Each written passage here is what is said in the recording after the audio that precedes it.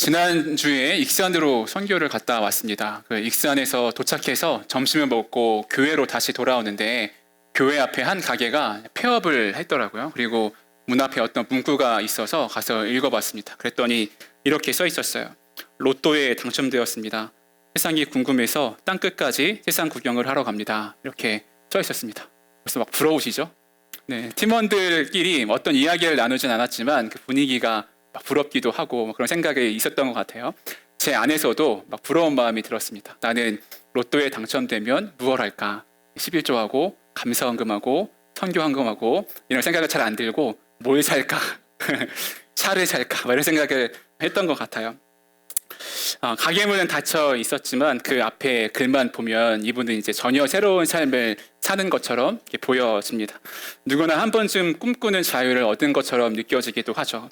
제가 나중에 궁금해서 이제 목사님께 물어봤습니다. 진짜 로또에 당첨된 거냐고. 보통 로또에 당첨되면 잘 숨기지 막 드러내지 않잖아요. 물어봤더니 로또에 당첨된 것이 아니었어요. 어느 날 교회에 그 가게 주인이 와서 친절한 표정으로 교회 본당에 앉아 있었다고 합니다. 교회 다니시는 분은 아니었대요. 근데 그 아내와 이혼 위기에 있고 또 아내가 이렇게 고소하는 것 때문에 또 삶에 어려움이 있는 분이었다고 합니다. 결국 아내와 이혼하고 생계를 더 가게를 운영하며 이어갈 수 없어서 가게 문을 폐업했다는 이야기였어요. 부러운 마음이 싹 가시시죠? 네, 우리가 그 일을 경험하고 나서 제 안에 진짜 풍요로운 삶이 무엇인가라는 생각을 다시 하게 되었습니다. 우리는 돈이 많아지면 풍요로울 것이라고 생각하죠. 원하는 것을 사고 가고 싶은 곳에 가고 또 하기 싫은 일을 하지 않아도 되면 부족함이 없을 것처럼 느껴집니다.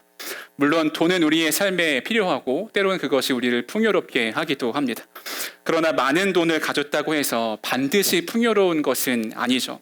무엇을 소유하고 있느냐만큼 누구와 함께하고 있느냐가 우리의 삶에도 매우 중요합니다. 좋은 것을 보아도 함께 나눌 사람이 없고, 여러분 로또에 당첨됐는데 무인도에 가서 살아야 된다. 그럼 전혀 행복하지 않겠죠. 누구와 함께하느냐는 매우 중요한 일입니다. 그렇다고 사람만 있으면 또 모든 결핍이 해결되는 것만도 아닙니다. 사람은 소중하지만 사람에게는 한계가 있어요. 아무리 사랑해도 대신 아파해줄 수 없고 상대의 생명을 끝까지 책임져 줄 수도 없습니다.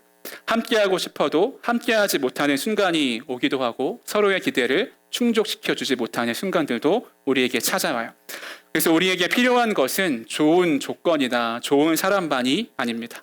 우리가 약해졌을 때도 떠나지 않고 우리의 길을 인도해 주시는 분, 생명까지 책임져 주실 분이 우리에게 필요해요. 오늘 예수님께서 바로 그 결핍을 향해서 말씀하십니다. 나는 선한 목자라. 그리고 선한 목자가 누구인지 곧바로 말씀하시는데 선한 목자는 양들을 위하여 목숨을 버리거니와 라고 말씀하십니다. 예수님께서 말씀하시는 선함은 좀 착한 것, 온화한 것, 친절한 성품만을 이야기하지는 않습니다. 양을 끝까지 책임지는 목자다운 목자라고 하는 의미를 가지고 있어요. 평안할 때 곁에 있다가 위험해지면 떠나는 사람이 아니라 위험이 다가올 때 양과 위험 사이에서 자기의 몸을 세우는 것이 목자입니다. 그래서 풍요는 무엇을 많이 가졌는가에서 시작하지 않고 누가 나의 목자인가에서 시작이 됩니다. 예수님께서 이 10장에 이르러서 나는 선한 목자다라고 하신 말씀을 이해하기 위해서는 그 말씀의 맥락을 살펴봐야 돼요. 제가 지난번 요한복음 설교할 때 마지막 설교가 그 나면서부터 맹인되었던 사람에 대한 이야기였습니다. 사람들은 그 사람의 죄 때문인지 부모의 죄 때문인지 그가 왜 맹인이 되었는지를 궁금해했지만 예수님은 그가 하나님께서 하실 일이 있다라고 말씀하시면서 그 눈을 고쳐주죠. 그리고 종교 지도자들은 그 일이 안식일에 일어났다는 이유만으로 그 사람을 추궁하기 시작합니다. 예수님이 고쳐주셨다라고 이야기했지만 받아들이지 않고 결국 그를 회당에서 쫓아내게 돼요. 그리고 곧이어 예수님께서 말씀하십니다. 요한복음 9장 35절입니다. 예수께서 그들이 그 사람을 쫓아냈다 하는 말을 들으셨더니 그를 만나사. 사람들은 그를 쫓아냈지만 그 소식을 듣자마자 예수님은 그를 찾아가서 만나세요. 공동체의 문은 닫혔지만 예수님과의 관계는 그곳에서 새롭게 시작되었습니다. 그리고 이 9장에 이어서 10장에 이르렀을 때 예수님이 이렇게 말씀하시는 거예요. 나는 선한 목자라. 예수님은 목자에 관한 이론을 가르쳐 주시는 것이 아닙니다. 목자는 이래야 한다, 이런 신학적 이론이 있어야 한다라고 말씀하시는 게 아니라 방금 자신이 했던 일이 무엇인지를 여기서 다시 한번 선언하시는 거예요. 공동체에게 어려움을 당해서 내쫓겼던 사람에게 찾아가서 그를 위로해주고 새로운 삶의 길의 방향을 알려주는 그러한 모습이 선한 목자라고 하는 것을 보여주는 것입니다. 우리가 요한복음을 처음 나눌 때 나눴던 이야기 중에 요한복음을 읽고 있는 이 요한의 공동체에도 같은 어려움과 위기 속에 있었습니다. 그 당시에는 이 회당을 중심으로 종교와 모든 사회적 관계가 이루어져 있었는데 예수님을 믿는다는 이유로 유대인이든 이방인이든 그 회당에서 쫓겨나서 자기들끼리 신앙생활을 하고 있는 게 요한 공동체였어요. 그런 사람들이 요한복음을 읽다가 이 말씀을 만나는 것입니다. 나는 선한 목자라. 이 말씀은 따뜻한 자연 풍경에서 들려오는 위로가 아니었습니다. 자신이 속해 있던 세계에서 밀려난 사람들에게 주어지는 선언이었어요. 사람들이 너희를 내보내도 나는 너희를 버리지 않겠다라고 하는 예수님의 약속입니다.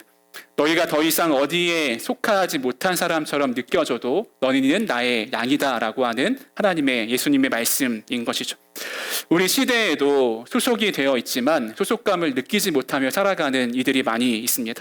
여러 조직과 공동체 안에 들어가 있어도 내가 없어져도 크게 달라질 것 같지 않다, 이런 불안한 마음으로 살아갈 때가 있죠. 그런 우리에게 예수님은 말씀하십니다. 너는 사라져도 되는 존재가 아니다. 너는 내 양이다 라고 말씀하세요. 예수님의 말씀을 듣던 유대인들은 자연스럽게 구약의 에스겔 34장의 말씀을 떠올렸을 것입니다. 구약에서 목자는 주로 이스라엘의 왕과 제사장, 지도자들을 가리키는 표현이었어요. 그들에게는 하나님의 백성을 보호하고 연약한 사람들을 돌보고 길을 잃은 사람들을 다시 돌아오게 할 책무가 있었습니다. 그러나 에스겔 시대의 목자들은 그 책임을 다하지 않았어요. 하나님은 그들을 향해 병든 양도 고치지 않고 상한 양을 싸매지 않고 흩어진 양을 찾지 않았다고 책망하십니다.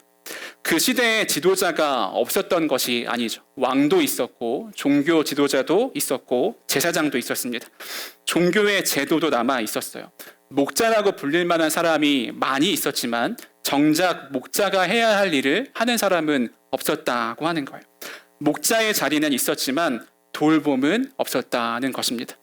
그들은 양을 통해서 자신이 얻을 것에 관심을 가지고 있었지 양의 상태가 어떤지는 관심이 없었어요.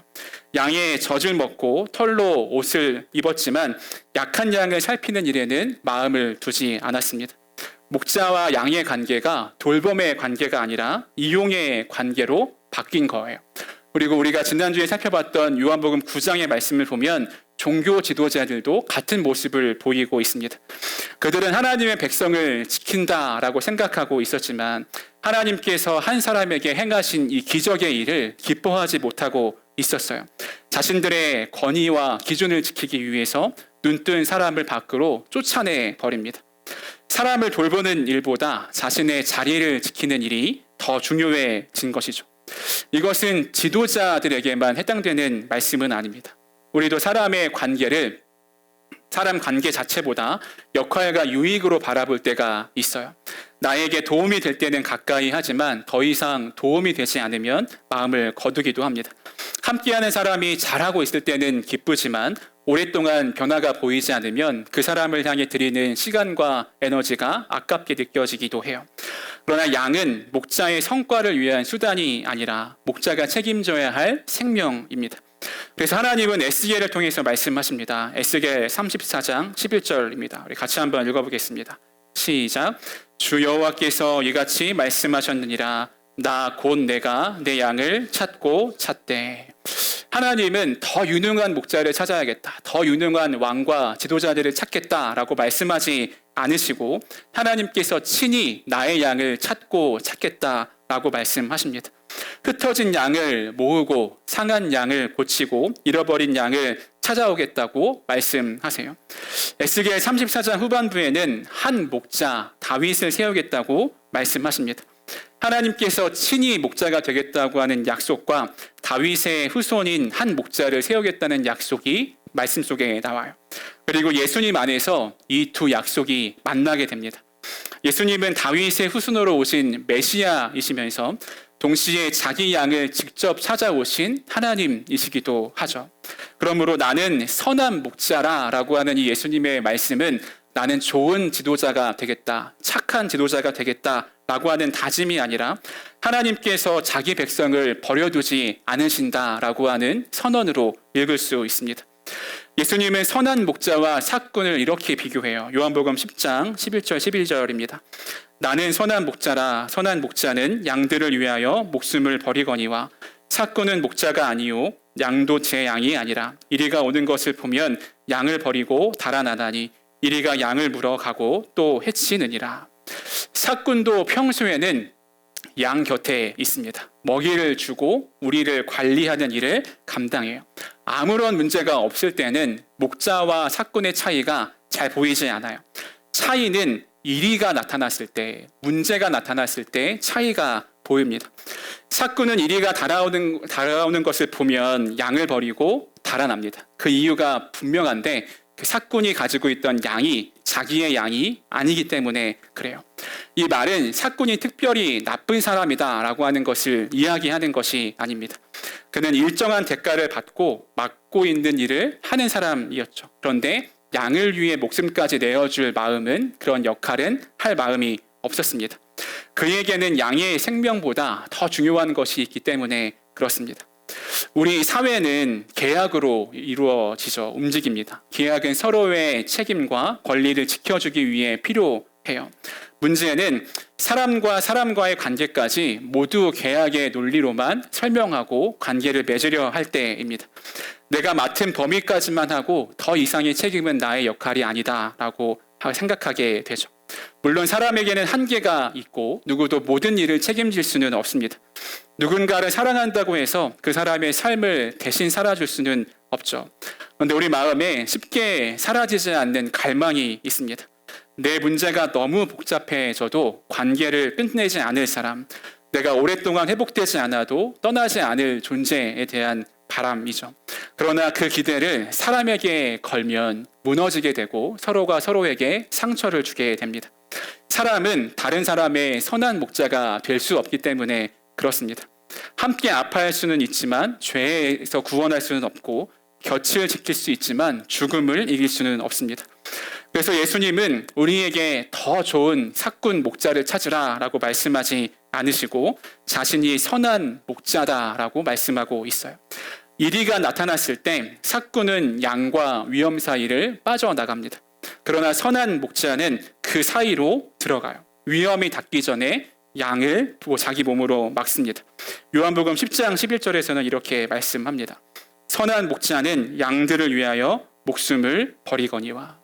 양들을 위해서 손해를 조금 감수한다, 나의 필요를 조금 내려놓는다 이렇게 말씀하지 않고 자기 목숨을 버린다라고 말씀하고 있어요. 이 말씀은 십자가로 향합니다.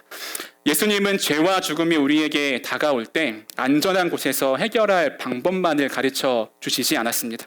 우리가 갇힌 죽음의 자리로 직접 찾아오셨어요. 양이 당해야 할 죽음을 목자가 대신 짊어지었습니다. 그래서 예수님은 18절에서 이렇게 말씀하세요. 이를 내게서 빼앗는 자가 있는 것이 아니라 내가 스스로 버리노라. 십자가는 예수님이 어쩔 수 없이 억지로 진 짐, 멍에가 아니었습니다. 예수님은 붙잡힐 것을 아셨고 자신에게 어떤 일이 일어날지도 알고 계셨어요. 그런데도 그 길을 피하지 않습니다. 피할 수 있었지만 그렇게 하지 않아요. 왜냐하면 내 양이 있기 때문에 그렇습니다. 이것이 선한 목자의 사랑입니다. 그리고 예수님의 이야기는 죽음으로 끝나지 않아요. 우리 17절 같이 한번 읽어보겠습니다. 시작. 내가 내 목숨을 버리는 것은 그것을 내가 다시 얻기 위함이니. 아멘. 예수님은 죽음의 자리로 친히 들어가셨지만 그곳에 갇히지 않으셨습니다. 다시 살아나셨죠. 예수님은 우리를 사랑할 마음이 있으실 뿐만 아니라 우리를 끝까지 살리시고 지키시고 인도하실 권세도 가지고 있는 분입니다. 누군가 곁에서 함께 울어줄 때 큰 위로가 되기도 하지만 예수님의 위로는 거기서 그치지 않고 그 문제 자체를 뛰어넘어서 더 선한 길로 인도하실 수 있는 분이 우리 주님임을 우리가 기억해야 됩니다. 예수님은 우리의 슬픔을 이해하는 데서 멈추지 않으시고 슬픔과 죽음이 우리의 마지막이 되지 않도록 우리의 삶을 이끌어 가십니다. 그래서 선한 목자의 풍요는 따뜻한 위로만이 아니라 생명의 풍요임을 우리가 기억해야 돼요. 이어서 예수님은 이렇게 말씀하십니다. 우리 14절, 15절 같이 읽어보겠습니다. 시작. 나는 선한 목자라. 나는 내 양을 알고 양도 나를 아는 것이 아버지께서 나를 아시고 내가 아버지를 아는 것 같으니. 아멘. 여기서 예수님이 양을 알고 있다라고 이야기합니다. 이름을 알고 어떤 정보를 아는 것을 이야기하는 것이 아니죠. 예수님은 내가 양을 알고 있는 이 관계를 하나님 아버지와 자신의 관계로 설명해요. 생명을 나누고 존재를 책임진다라고 하는 의미가 담겨져 있습니다. 우리가 살아가는 시대는 사람에 관한 많은 정보를 가지고 있습니다. 무엇을 자주 하는지, 어떤 영상을 보는지, 무엇을 사는지, 어떤 것에 관심을 가지고 있는지 기록하고 분석해요. 그리고 그 정보를 가지고 다음에 무엇을 할지 제시하기도 하고 그렇게 하기도 합니다. 그러나 많은 정보를 가지고 있다고 해서 꼭 그 사람을 사랑하고 관심을 가지고 있다고 하는 것은 아니죠. 행동을 예측할 수 있어도 그 사람의 삶을 책임지는 것은 아닙니다. 세상은 우리를 식별하지만 예수님은 우리를 아신다고 하는 것을 기억해야 돼요. 예수님은 우리를 무리로 부르지 않고 내 양을 하나하나씩 부르신다라고 말씀하십니다. 이 표현에는 누구에게도 넘기지 않겠다는 책임이 담겨져 있어요. 19세기에 성지를 두루 여행한 선교사 윌리엄 톰슨이라고 하는 분이 있는데 이분이 땅과 책이라는 그 책에서 이 장면을 설명합니다. 밤이 되면 네 양 내 양 할 것 없이 모든 양들을 한 우리에 이렇게 두고 뒤섞여서 밤을 보내게 한다고 합니다. 그리고 아침이 되면 한 목자가 자기 양의 이름을 부른대요. 속으로 양의 이름이 뭐였을까? 양의 이름을 뭐라고 붙였을까? 이런 생각을 해봤는데 그런 상상력이 잘 좋지 않아서 이름을 붙여보지 못했지만 아무튼 자기 양의 이름을 부르면 그 양의 무리에 막 섞여 있다가 그 이름을 불린 양이 목자에게로 나온다고 합니다. 목자가 양을 아는 거죠. 그리고 양도 목자를 압니다. 예수님이 자신이 양을 안다고만 말씀하지 않고 양도 목자를 안다고 말씀하세요. 예수님을 선한 목자로 믿는다는 것은 어려울 때 나를 보호해 주실 것이라고 위로받는 데서 그치지 않습니다. 그분의 음성을 듣고 따라가겠다는 고백이기도 해요. 우리는 예수님의 보호는 원하지만 인도는 부담스러워할 때가 있습니다. 필요할 때 도움은 받고 싶지만 내가 내 길을 결정하는 권한까지는 드리고 싶지 않을 때가 있어요. 그러나 목자의 보호와 인도는 떼어놓을 수가 없습니다. 목자는 양을 구한 뒤에 다시 위험으로 양을 내몰 수 없는 것이죠. 그곳에 마음대로 돌아다니도록 내버려 둘 수가 없습니다. 생명이 있는 길로 인도해요. 양은 목자가 나를 왜 이 길로 인도하는지 다 이해하지 못할 때가 많습니다. 다만 목자의 음성을 알고 목자가 선한다는 것을 믿기 때문에 신뢰하며 목자의 인도를 따라 살아가는 것이죠. 우리의 삶도 마찬가지입니다. 모든 것을 다 알 수 없습니다. 그러나 선한 목자가 우리를 위하여 무엇을 하셨는지를 알면 우리는 그분을 신뢰하고 그 길을 따라갈 수 있어요. 자기 생명을 내어주셨고 다시 살아나셨습니다.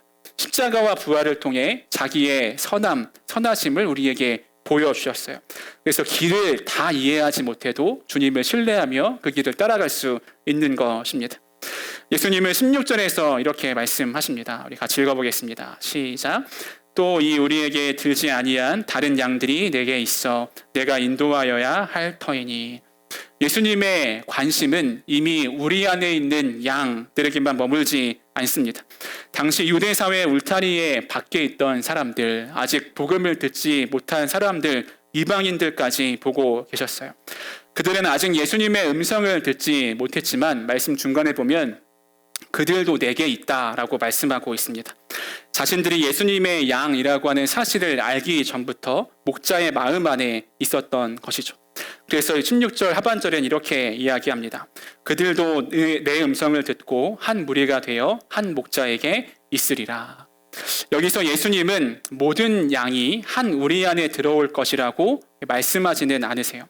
한 무리가 되어 한 목자에게 있을 것이다 라고 말씀하십니다. 우리는 하나됨을 생각할 때 모두가 같은 방식으로 생각하고 행동하는 모습을 떠올릴 때가 많죠. 그러나 예수님이 만드신 하나됨의 중심은 울타리가 아니라 목자입니다. 양들을 하나로 묶는 것은 모두가 똑같아지는 것이 아니라 같은 목자의 음성을 듣는 것이에요. 요한 공동체에도 서로 다른 배경의 공동체원들이 모여 있었습니다. 유대인으로 살다가 예수님을 믿은 사람도 있고 처음부터 유대교 울타리 밖에 있던 사람들도 있었습니다. 그런데 그들이 하나가 될 수 있었던 것은 서로가 비슷했기 때문이 아니라 한 목자가 그들 모두를 위해서 생명을 내어주셨기 때문에 그렇습니다. 우리의 공동체도 마찬가지이죠.